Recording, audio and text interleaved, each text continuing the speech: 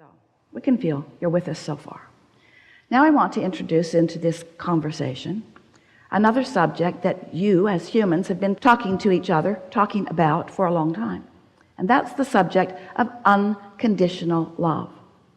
But you have been misunderstanding completely, almost to a person, what that even means. Because what most of you think unconditional love means is you see that jerk doing something ridiculously awful and you say, I love him.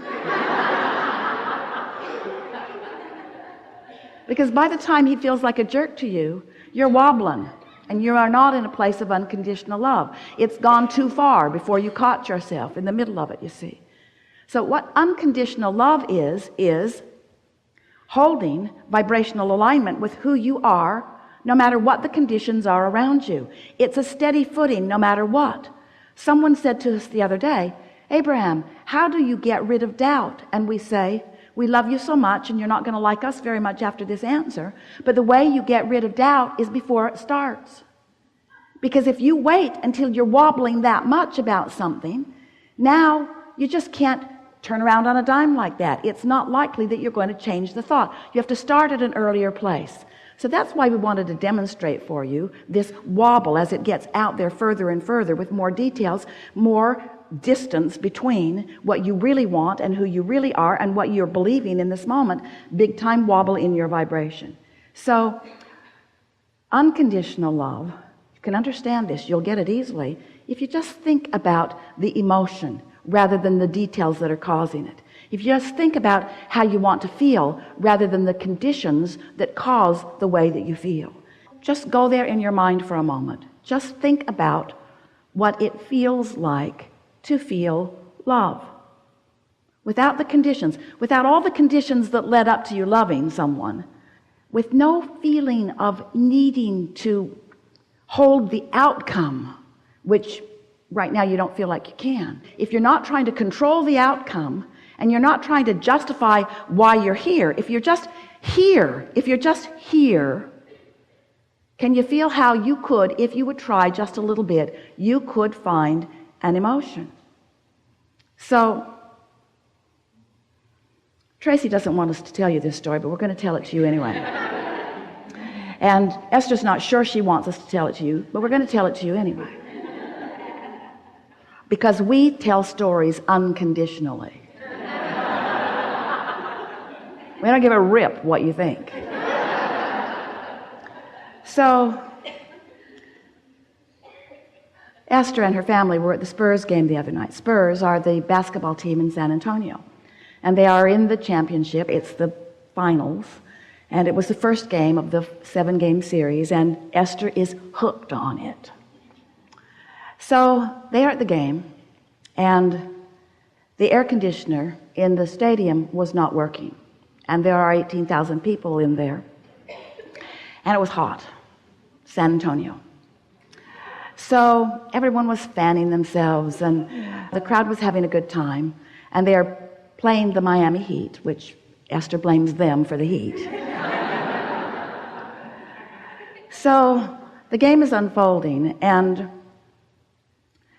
it is not really looking as good as Esther wants it to look for the Spurs. She can feel the energy is down, the other team is doing better, the other team is a bit ahead. Esther has seen this before. She's been watching lots of the games. She sees when the momentum starts tipping one way or the other sometimes.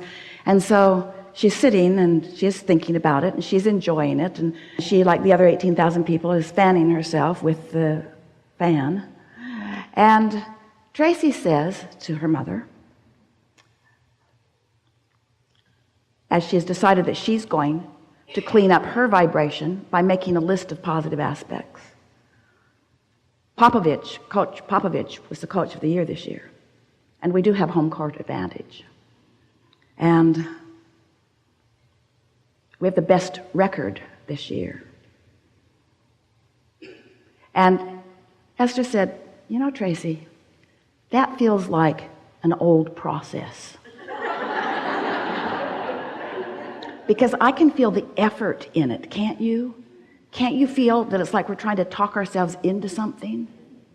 Can't you feel the strain in it? Because Tracy was sort of frantically going down her list, positive aspects. We've got to help these guys. And Esther said, do you remember the video that you sent me a few days ago? It's a video about the San Antonio Spurs. Someone put it together. It's so lovely. Do you remember that we sat there with tears in our eyes as we felt such love for these men who have come together? Remember that? Remember how they gathered this one from this country and this one from this country, and they all became a sort of family, and they've got this system that they do, and they all share the ball, and nobody's the hot dog, nobody hogs the ball. They're all easy to pass. They love each other so much. Nobody cares who actually gets it in the basket. They just want it in the basket. And so just with that, remembering how they felt when they watched that video that brought that feeling of love forth within them as they watched it, they sat there in that feeling of love, and then, boom, 13 points right away. Right away. Tracy looked at her mother. Esther looked at Tracy. Tracy said, do we dare be so bold as to even think that we have affected this? And Esther said, of course we did. Of course we did. Look at them. They're all miserable. Everybody's fanning themselves. Everybody's worried about what's going to happen. One who's connected to the stream is more powerful than a million who are not. Find that place of unconditional love. Esther's been practicing that quite a bit lately. She's been practicing finding that place of unconditional love. It's not the easiest thing in the world to do when there's conditions all around you that are demanding your attention, but you can do it. And if you can find that place of unconditional love, loving because that's who you are, loving because that's who you are, loving because that's all that you are.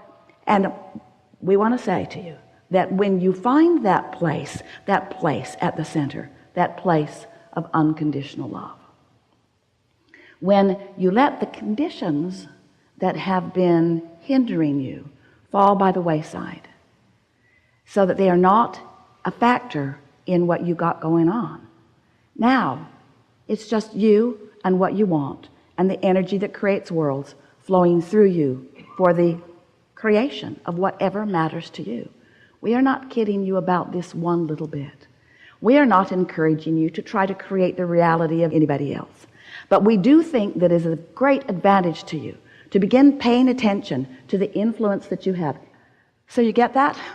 Unconditional love. How are you going to get there? You got to get general. You have to let yourself somehow let go of the conditions that are holding you in vibrational discord to what you want. That really is the answer. You got to find some way to stop holding yourself in vibrational discord. And the details that you've been practicing, the momentum that you've been practicing is going to hold you there. Not because you're bad. It's a law of physics. It's not bad that gravity takes that car down that hill. It's not bad that inertia, it's not bad that the physics laws of this universe operate in the way they do. But it is so helpful when you understand how they operate and you begin going with the flow of them instead of attempting to buck your own current. You can take the effort factor out of everything when you get this business about aligning. You can. And Esther said to Tracy, when one of the other players on the other team, the most significant player, got extreme leg cramps and had to leave the game. And Esther said, we really should use our powers for good.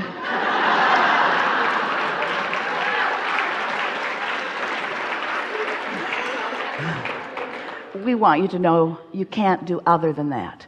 You cannot tap in to unconditional love and ever bring harm to anyone. But you can be or do or have anything that this time-space reality has activated within you as a desire. There is nothing off limits for you. You just have to stop limiting yourself with contradictory beliefs. You got to get to the heart, and you can. So, we've enjoyed this interaction immensely.